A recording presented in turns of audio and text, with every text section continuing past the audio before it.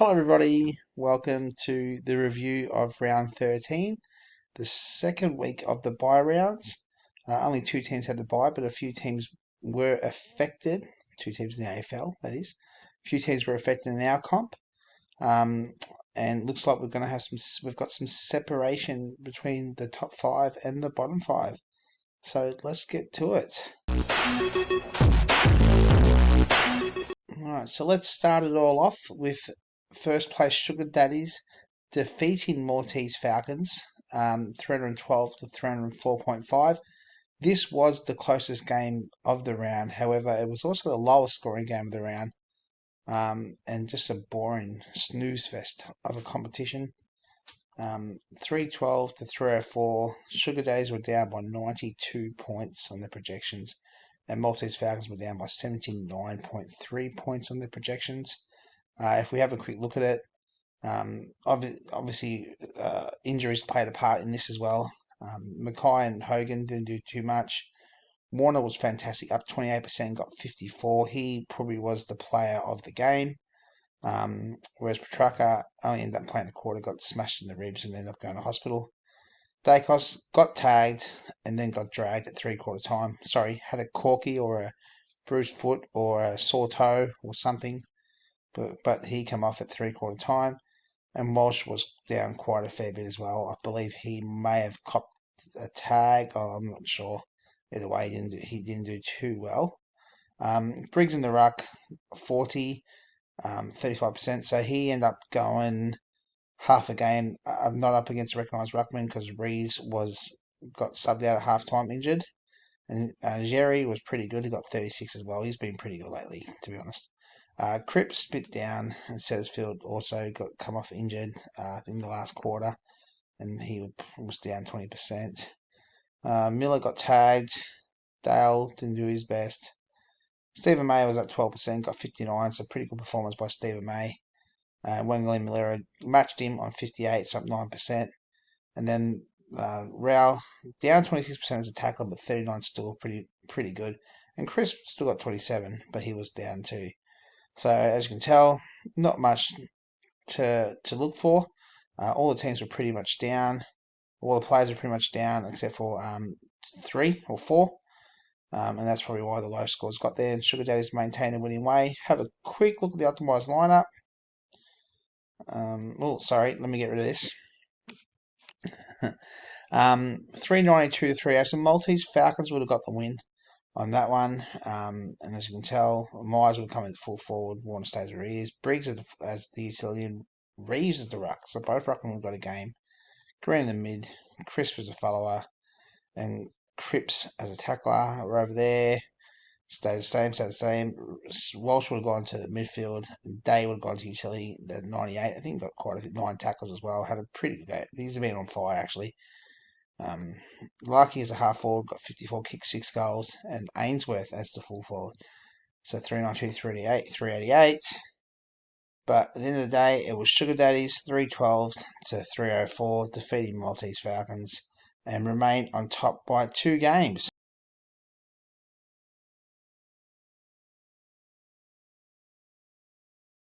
Next game, it's second on the ladder. Punters Paddock defeating Renegades, who was 6th, 420 to 337. Punters Paddock were up by 28.5, while Renegades were down 44.7. Couple performances here. Renegades had all Reds. Merritt had a pretty good game, 84 as utility, and Davis Uniac 49 as a mid. Blakey come off injured. Martin moved up forward, so he wasn't getting his cheap kicks to the back line. And Colwell was up by 19%, got 39 as a tackler. So all Reds besides Colwell with his 337. Whereas Punters Paddock, Dacos was up 27%. Mind you, by the way, these last 2 games were in the balance and could have gone either way, but they didn't. Dacos, half forward, 37%, 37 points, up 20%. Dawson was loopholed, and he got 93. Gorn in the ruck, 54, absolutely smashed it. It was the only player Melbourne had, actually. He was the only player Melbourne had out there. Everyone else might as well just not even showed up. Shaw, 49 was down. Sinclair had a pretty good game, up 28%. He got 58. Keen, as I said, it's a pick, good, great, probably the mid-season draft pick of the year so far. 64 as a halfback, up 33%. And Atkins as a tackler was up 3% and got 41. So everyone pretty much did pretty well there. Pretty consistent for a 420-point score. Was excellent for punters Paddock defeating Renegades. Have a quick look at the optimised lineup. See if anyone on the bench would have got a game. 439 to 374. So punters Paddock would have still got the win. 19 points better off. Fritz would have got a game in full forward. And Trelaw would have moved to half forward. Whereas Langford stays where he is, and Martin would have got moved to half forward there. Maynard as a utility. That might be 2 weeks in a row Maynard's been the utility in the optimised lineup. Dawson stays where he's gone. Stays. DeConey had a pretty good game. Pretty all-round good game, actually. DeConey had. I'll have a look at him and see what he would have got as utility. Dunkley and Dacos at the mids. These Sinclair and LDU. Bolt as a halfback had a very good game, actually. Hopefully he doesn't do anything this week. And then the tacklers, Zach Merritt will go on as tackler 58. But punters Paddock in the big win there. If you have a quick look, DeConey would have got 79.5. So maybe midfield, really great midfielder actually. But punters Paddock, as I said, getting the big win there, winning 420 to 337 over Renegades, and stay second by a game. So from there, let's have a look at the match of the round.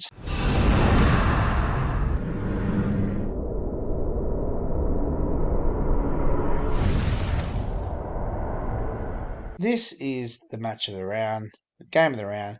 It's Gators Bitches getting the win, 4th over Rangers Anonymous, stay 8th.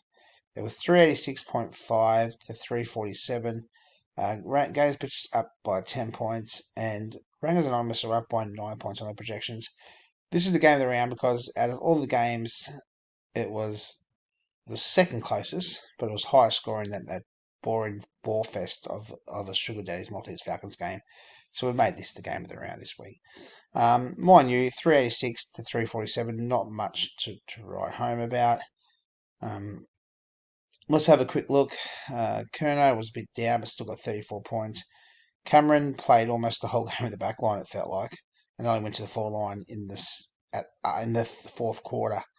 That's Jeremy Cameron, because Charlie Cameron did nothing.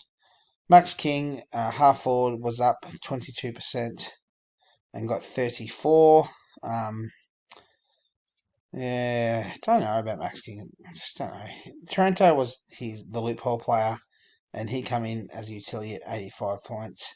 And Bonta was down 79.5. Got tagged. Bont did. Strawn, as we mentioned on Thursday night, went off injured. And Grundy was fantastic around the ground. He got 39 as a ruck, up 6%. Neil, we mentioned this the other night as well, I think. Well, I was that. No, they played Friday, so I didn't mention it at all. 69 points as a midfielder, up 29%. We've got 39 as a half forward. Had an all-round great game actually. So he was up. He got 69. Whereas against Holmes was a little bit down, and only got 44. And Zorko got loopholed, only got 43. So he was down. And Baker, up 26%, got 49. Voston was down as a halfback, only got 27, whereas Andrews got about his average, to be honest. And then Nash as a tackler with 36, up 9%. And Rowbottom up 5% and got 49. Rowbottom and Rowell have just been so consistent as tacklers, haven't they? And Steele as well, actually. So let's have a look at the optimised lineups on this one, because here we go. Gators pitch 386.5 to rank numbers 347. The optimised lineup. Oh, Rangers would have got the win. 404 to Gators bitches 390. Pickett felt like he got so many points. But he had a lot of scoring involved, so obviously he got 44. And Baker would have been the half forward. Whereas I think Kendall was playing full forward all year and didn't play in full forward this game, or half forward. Trento stays utility. Ruck stays there. Callahan would come in the mid at 51, and Neil was a follower. Darcy Moore, I think 2 or 3 weeks in a row, Darcy Moore's been the optimised halfback. Rowbottom stays where he is, whereas for me, Himmelberg would have been the halfback with 58. Interesting. Nash is the tackler. Zorko stays where he is. Jaden Short would have come into the midfield. And Holmes would have been the utility with Bont as the half forward. And Kerno stays where he is on that one. So, Gators pitches 386.5. Defending Raiders numbers 347. And they stay fourth on the ladder.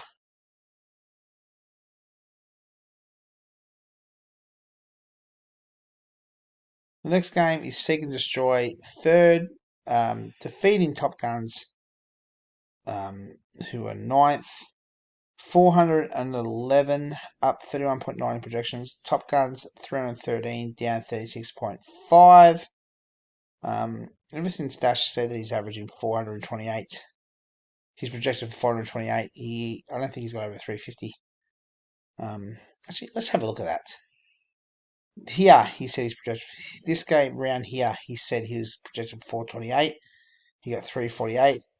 This game, he says 347, and today 313. Oh, Dash. Oh, dear me. Anyway, let's have a quick look at the lineups. It's Haywood, didn't do too well. Lukosius didn't do great either. Danaher got half four, got 42, down 2%, but that's a fantastic score. And Waterman was up 11% and got 44 as a half forward, or Jake Carey Waterman. Anderson, 76 utility, was a bit down, but Nank was loopholed and got 86 utility, up 13%. Moyle in the ruck, 35. So he gets the bye this week, and more likely Wits will come back after that. So I do believe that Top Guns won't have a ruck next week. Against Cameron, who got 29. He was up against Gorn, but he still had a pretty good game, 29, kicked a goal or something like that, so he done all right with that one.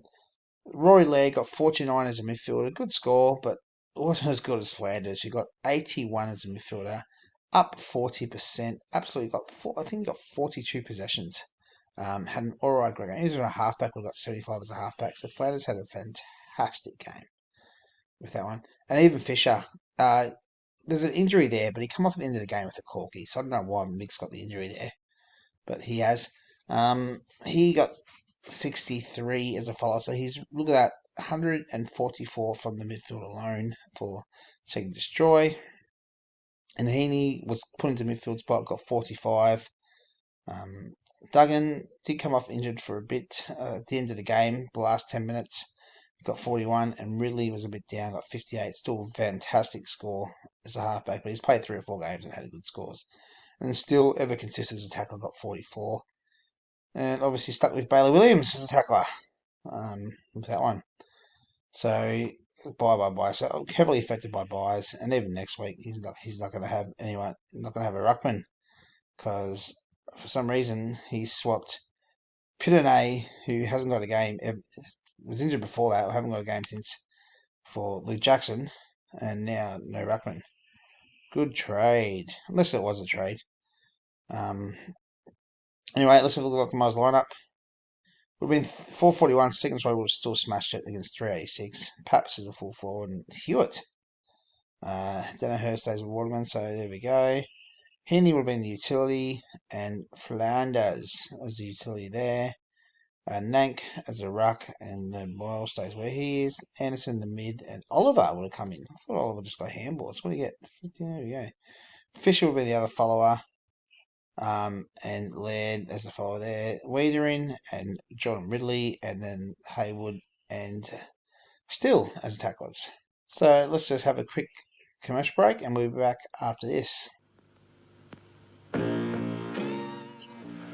I come to show you why Manikin flavor plenty enjoyable. I need water. See, water make leaf stretch, wrap cigar well. Mouth enjoy flavor, yes? Manikin flavor special. Sheer enjoy. Black Angus beef and bacon, so Tex. Fire roasted peppers and onions. It's Mex. Let's settle this. Mex! Mex!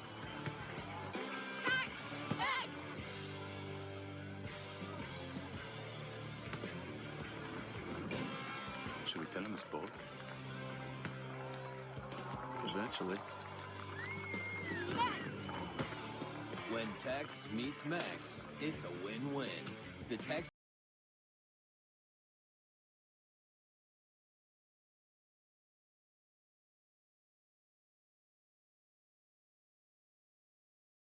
Alright, so it's the last game of the round to review. It's Gods Olympus 5th, defeating Bombers Forever 10th, 402 to 323. Another game that was finished on Saturday. Or Sunday, or not, Saturday. What's today? Today's Monday. Gods Olympus up 25.6 against Bombers Forever. Were down 28.5. Full forward, Stringer wasn't that great, got 22, and Hugo Hagen wasn't that good either. As we can tell, Bombers Forever felt like they didn't need to loophole anyone this week. Gordon was fantastic. 118 as utility would have got, but still, 59 as a half forward, up 31%. And Stengel was good as well, really good actually. He got 38. Marshall and English, the two ruckmen as utilities, 82 and 69. Big O and Goldie outdone Big O. Goldie got 35, up 34%. Amon in the mid 40, so that's a bit down usual for Amon, down 10%. Sheasel up 2%, got 56. Whitfield up 5%, got 51. And McGrath was down big time, got 26% and only got 29. Whereas the halfbacks was Sicily, who got his average, and McGovern was a little bit down, got 46. Where Elliot Yeo's a tackler, 68 as a tackler, fantastic, up 89%. Elliot Yeo's a tackler, so he did a really good job. And Libbar, first game back, got 31 as a tackler. Have a quick look at the optimised lineups. It still would have been smashing. It would have been 433 Gods of Olympus against Bombers Forever 349. Stringer stays where he is, but Sexton would have been the half forward and Gordon as utility, where Matt Flynn would have come into ruck and Marshall was a midfielder. That's different. And Whitfield has a follower, and Sicily stays where he's the halfback, and Yo stays where he's the tackler, whereas English would have been the tackler for Bombers Forever, and Tom Stewart comes as the halfback. Libbar, follower, Govan as a midfielder. Completely different lineups here, completely, with that one there.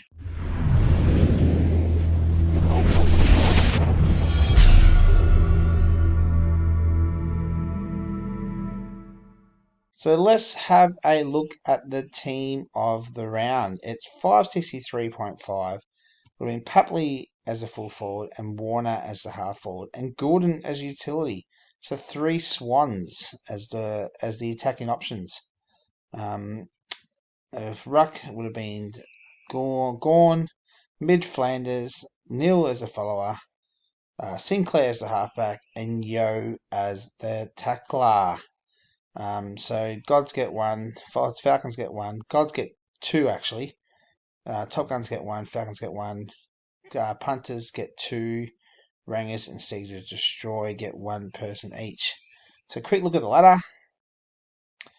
It's Sugar Daddies, as we said, remain on top by 2 games. If they win next week, they are guaranteed a final spot. So they can seal a final spot with a win next week. Punters Paddock is second. Game Clear is second, Destroyed. Gators Bitches and Gods of Olympus are 4th and 5th. And could be a battle of... were they in elimination final last year? I can't remember. No, it might have been 2nd and 3rd last year. I can't remember. So both on 8 and 6. Points difference is the difference there by 0.9 points. Renegades and Maltese Falcons are 4th, 6th and 7th, and then 2 games clear of Rangers, Top Guns, and Bombers Forever. 7 games to go. 7 games to go means there's 28 points available, which means everyone can still make it in the finals, but people like Bombers Forever are running out of time, as are Top Guns and Rangers. Quick look at next week's, because as I said, I'm not going to do a preview show on Thursday. The next show I will do will be between round 14 and 15 on the Thursday night. So quick look at, we'll have a quick look at the games after this commercial break. I get angry just thinking about it makes me mad. Little kids doing drugs, it turns my stomach. That stuff hurts. It stops you from living up to your potential. It holds you back. It hurts the user. It hurts his family. And it hurts his friends. I just want to shake some sense into you kids that are using drugs and think about using. So remember, don't, or else. Okay? Welcome back. And let's have a quick look at this week's round 14 fixtures. And let's start off. It's first versus second. It's Sugar Daddies versus Punters Paddock. I do believe Punters Paddock may be decimated by injuries. Sugar probably have a few injuries, not injuries, buys. So it'll be interesting to see what happens at one. Can Punters Paddock cut the lead of Sugar Daddies? Let's have a look. It's also Melters Falcons versus Top Guns. So Melters Falcons will be looking to stay in touch with the 5. Top Guns will be looking to stay relevant. Renegades against Gods of Olympus. That could be a complete 8 or 12 point turnaround, because if Gods of Olympus do win, Renegades may be 12 points out of the finals. Seek and Destroy versus Rangers Anonymous.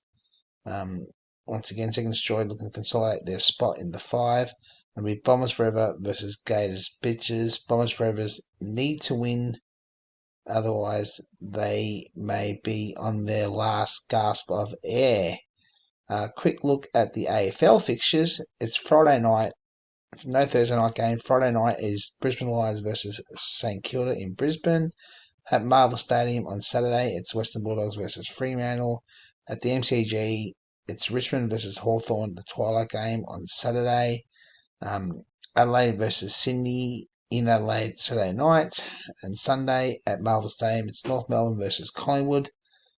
Spewing my Collingwood players are injured.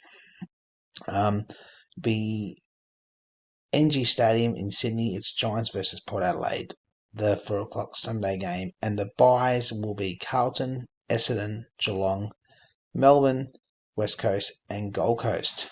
So that will be it for the review today. The next one will be Thursday week, where we'll do a review and preview all in one.